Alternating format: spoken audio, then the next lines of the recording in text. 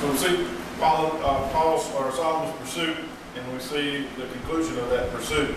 Well, I couldn't help but when I was thinking about this passage, in light of the opening of football season this year, couldn't help but think about this young man. A lot of you may know him, Johnny Manziel, quarterback at Texas A&M.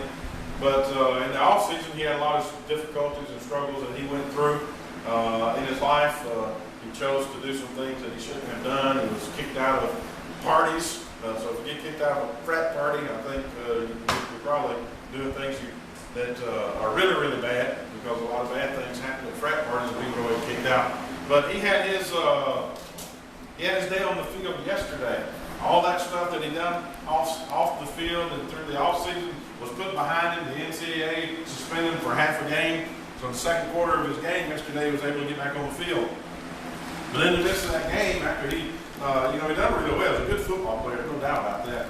But in the midst of that game, he began to taunt the opposing team. He began to make gestures of money and point at the crowds. And he eventually got a personal foul or a technical foul, whatever you call it. Got put out of the game by the coach. He wasn't allowed to go back in because of the attitude.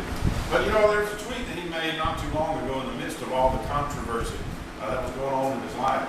And he said that I have come to the conclusion, or said the last time I checked, when he was getting thrown out of parties or getting accused of signing autographs for money, he said, last time I checked, all that matters was double-digit wins and championships. That's the conclusion he's come to in life. Well, what's the premise behind that conclusion? Is that the things that happen under the sun are all that matter to me. Well, this young man is going through a difficult time in his life because he's got a lack of character. And he needs some folks that will come around him and give him some guidance in that area. Because beyond football, he will have to exist and survive.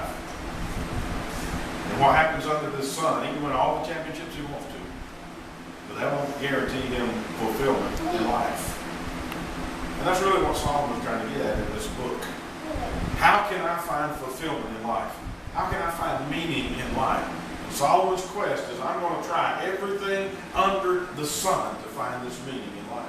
And he starts in our passage here. It says, I set out to learn about three things. If you read that first verse, there's three key words in that verse. One's wisdom, one's madness, one's folly.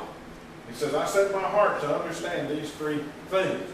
But just a little bit about those words. The word wisdom has to do with the idea of skillfulness.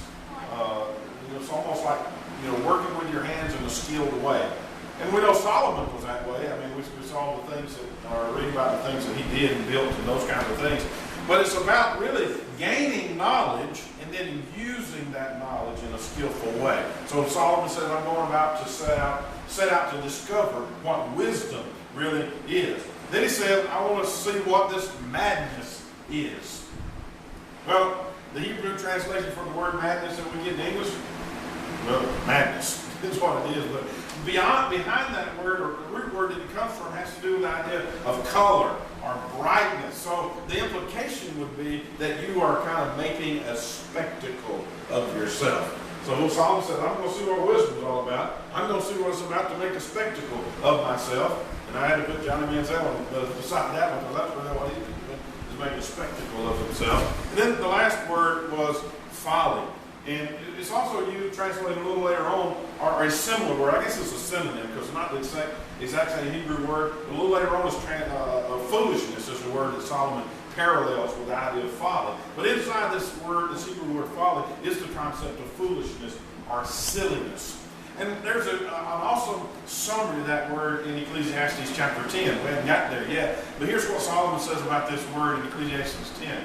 The words of a wise man's mouth win him favor, but the lips of a fool consume him. In other words, a lot of hot air comes out of the mouth of a fool. And a lot of us know people who have a lot of hot air that come out of their mouth and they never say anything. The beginning of the words of his mouth is foolishness, and the end of his talk is evil madness. A fool multiplies words, though no man knows what is to be, and who can tell him what will be after him. So he speaks beyond his wisdom, a fool does. And we all know people like that. So